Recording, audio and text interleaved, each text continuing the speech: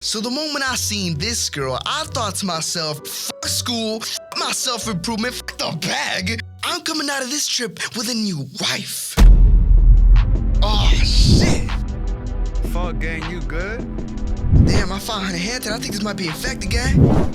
Damn, man, finish telling me about that black bitch you met at Boston, man. Oh yeah, look, now this is what happened. So for those of y'all who've been watching my videos for a while now, you might remember how in my Theater Kids video, I briefly mentioned a scholarship program that took me and other random high school students from Chicago to Philly to check out potential colleges. Now that same program also did junior year summer trips, this time to stay in one school for 2 weeks to get the taste of that college experience. And then we're gonna send me and 2 other Chicago randoms to Boston. Now if I'm being for real, I don't know why they chose Boston out of all places for me. Like I can't think of one cool thing out of Boston. Chicago, we got drill music. Philly, cheesesteaks.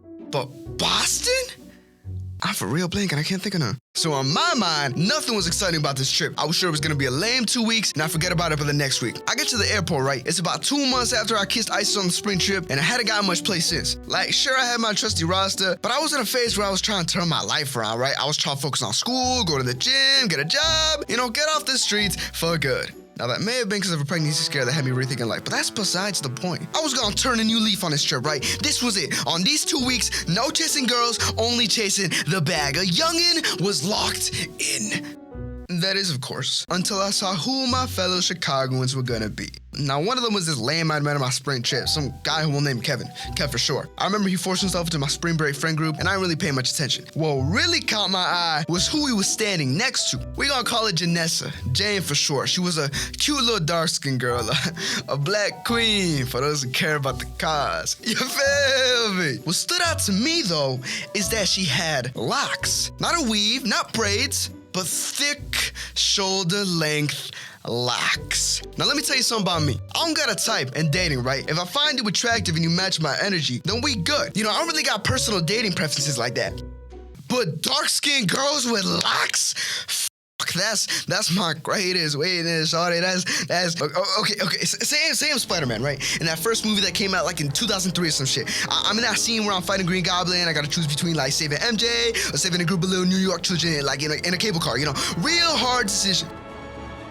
Okay, now say instead of MJ, it's a dark chocolate fine shit with locks. Yeah, those kids gonna have to go.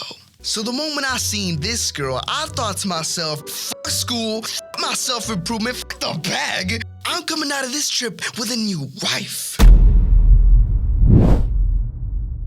As the plane lands in Boston, we're texting our dorm assignments. Jane would go on to stay in the girls' first year building on the 6th floor, and me and Kev were both in the boys' building on the 5th floor. What did you get? Let's go, we're on the same floor.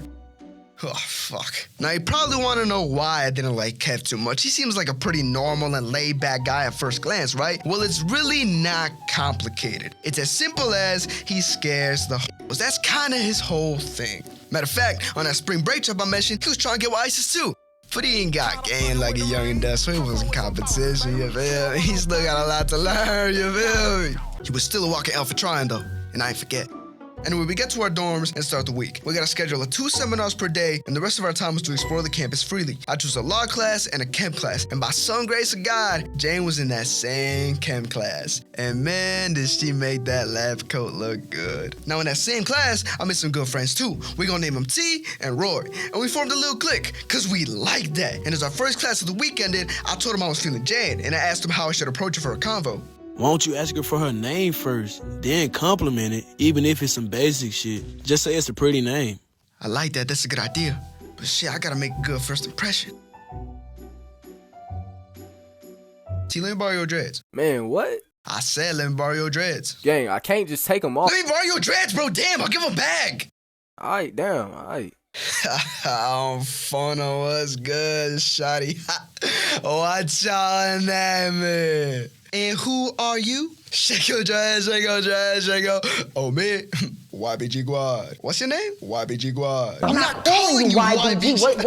Nah. So really, it went like this. How's it going? My name's Guad. And I went for a handshake, right? And the trick here is to hold a hand slightly longer than the usual handshake by pointing something out to show your attention to detail. Maybe start with saying her hands are soft. I did that, and I probably added a subtle compliment to her nails or jewelry while I was at it. Yo, listen and learn. I'm putting you on. She gets a, okay, Guad, I see you. I'm Jane. You got a pretty name, Jane. You from the Chicago area too, right? Mm-hmm. Yeah.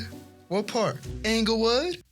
Inglewood? Yes, sir. as in Inglewood, Chicago, Inglewood? That Inglewood? Now, for those of you who aren't white boys on Reddit or Traplo Ross himself, you probably don't know why Inglewood was the worst possible answer. But let me start with some Chicago history. See, in 1969, leaders of rival Chicago gangs, the Black Disciples and the Supreme Gangsters, later known as Gangster Disciples, agreed to a merging of the gangs into one Black Gangster Disciple nation. However, due to the original leaders either dead or locked up by the late 70s, the gang split into senseless violence, which ultimately led to the ongoing gang war between the BDs and the GDs glorified in their music to this day. As it stands, Inglewood is deep GD territory. My point being, it really doesn't matter who you are. You'll really get Swiss cheese if you ain't a GD for yourself down in Inglewood. And sure, if you know me, I'm big 500 gang till I die, you feel me? We ain't scared of no folk and all that. But I'm not trying to get caught in no wrong block over some pussy, y'all. I'm good. I have a whole future ahead of me. I'm one of the studious ones, y'all. I'm not like these hooligans. I behave. You don't, you thug. But damn, I can't show her I'm scared of where she lived this early into getting to know her. That'll be an ick for sure. Plus, I still got a good week before we gotta go back to Chicago, so that's not something to worry about right now. We'll deal with Inglewood when we get to that. That's just gonna have to be future Guad's problem. I mean, I never been to Inglewood. Maybe you can show me around sometime. There's gonna be a sometime? Holy shit, she just tossed me the ball. It's in my court. Ask for the number. And just as I'm about to ask for her number, hey Guad, are you going to the gym again today? No, Kev, no. Because I saw you yesterday at the gym, and you were there for hours. Like 3 hours, right? Can you believe that? 3 hours Guad was in the gym. Yo, so I got a decent frame in real life, right? But I never bring up the gym to girls, bro. That's gross to them. Yo, I'm gonna give you some free game here. Lock in. You never tell a girl how often you go to the gym, all right? She say you look good, you say thanks. She asks if you work out, you say shit, nah, really? That's just my genetics, right? You don't go on about macros and bulking, a weekly split, or winter arcs, bro. You look gross. Like, these girls want a man who's winning in life, who doesn't yap about how he got there. He just is there. He's making it look effortless, you feel me? Does that make sense to y'all? Because it clearly didn't make sense to Kevin's bitch ass. Y'all live for that long? That's an ick.